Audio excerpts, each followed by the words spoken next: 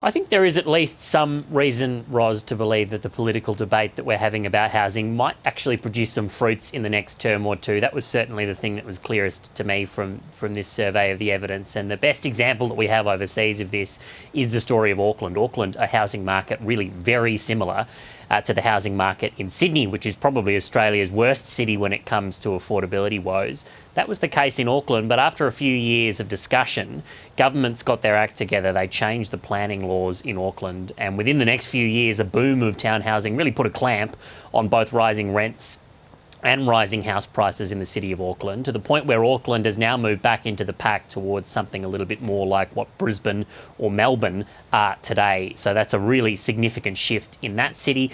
There's also quite a large body of international evidence around the world that, in particular, a boom in townhouses, in middle-rise development across cities, can, in the space of a few years, transform the nature of a housing market. And that's why a number of economists, including Brendan Coates from the Grattan Institute and Peter Tulip from the Centre for Independent Studies, as well as the Productivity Commission and the New South Wales Productivity Commission, are reasonably optimistic that this thing can turn around quite quickly. One of the estimates is that if Sydney were to up its rate of construction by just about 1,000 homes per year over the average, so that's not really a huge change, that over the course of a decade, the gap between supply and demand might close. Now, it's important to say that wouldn't necessarily mean that we would see a total reversal of what has now been a decades-long trend in housing unaffordability. Over the last 25 years, we've seen house prices quadruple while we've seen incomes only double. That is a really significant problem. It has reduced home ownership rates across the board, but particularly in young cohorts. It means we're spending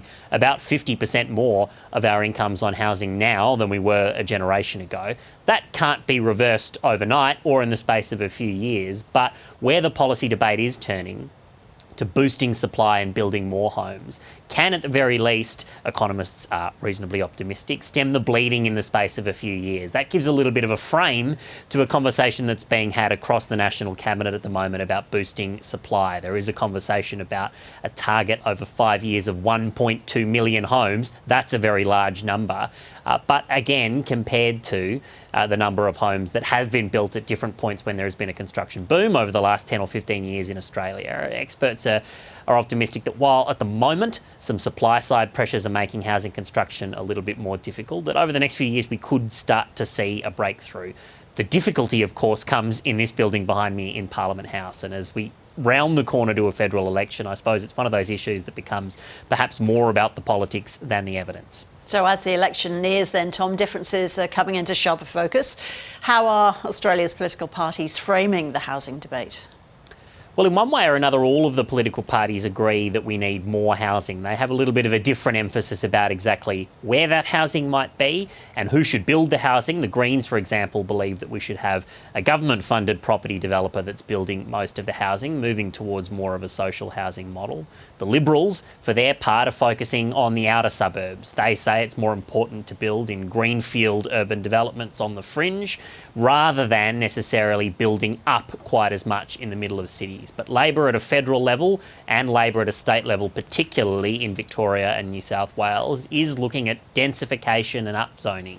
The Victorian government has nominated quite a few places around train stations where it wants to see greater density. The New South Wales government has done the same thing, and the federal government is offering financial payments to states and territories who manage to get some of those reforms done. That's in addition to the federal government putting money into building social housing and, generally speaking, a platform that's all around supply. The difficult thing, though, Ros, when you're in government is that progress can be slow. We've seen over the course of 3 years that Labor has put a lot of time, attention and rhetoric and quite a bit of money as well into the housing debate, but so far it will head to an election without a heap of new houses really to show for it. As I say, the solution, economists say, might be a few years away, but it's not necessarily something you can achieve in one term of government. So Labor's challenge will be to go to the election and convince voters that we're on the right track. Meanwhile, you have both the Liberals and the Greens talking to different parts of the constituency, emphasising the differences. It's a thorny political issue that will continue to be so for some time.